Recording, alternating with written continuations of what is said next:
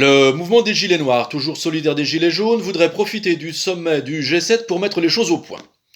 Le mouvement des Gilets noirs propose d'organiser pour dans 2 jours, c'est-à-dire samedi, son propre anti-G7 qui ne sera ni grand ni industriel.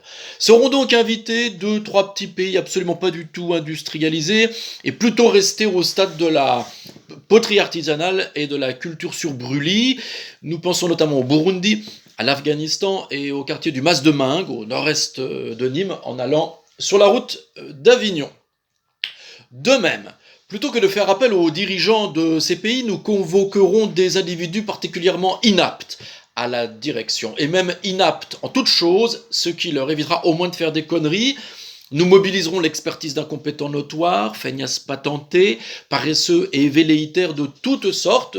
Nous songeons notamment à nos camarades du mouvement des pêcheurs à la ligne sans hameçon, au collectif des bailleurs aux corneilles et à l'international des peigneurs de girafes. Quant à la candidature des gratteurs de couilles en terrasse de bistrot, elle est encore à l'étude en raison de soupçons de phallocratisme larvé. Enfin, plutôt que de l'organiser en face des plages de Biarritz, nous envisageons de placer tout cela pas très loin de chez nous, précisément à la plage de l'Espiguette, juste avant le coin des nudistes. Ça pourra toujours être sympa. Nous appelons donc l'ensemble de la population à nous rejoindre juste après le camping du Gros du Roi pour notre propre anti-G7 en présence d'un échantillon de branleurs et de mous du genou particulièrement représentatifs.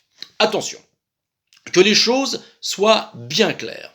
De cette rencontre, les Gilets noirs espèrent ne rien tirer du tout. Ils déploieront d'ailleurs tout leur talent pour que cette manifestation soit totalement inefficace, pas du tout rentable et inexploitable. Car ce monde crève sous l'idéologie de l'efficacité, il crève de s'agiter sans cesse, il crève sous le poids des activistes qui, en singeant l'agitation extrême de ceux à qui ils prétendent s'opposer, épuisent les ressources du monde, leurs ressources, les nôtres, et putain nous fatiguent. Or, l'avenir n'est pas à l'activisme efficace, il n'est pas à l'agitation industrieuse, il est à la contemplation oiseuse, au branlisme inopérant, aux rêveurs inconséquents. L'avenir appartient à ceux qui n'arrivent pas à se lever.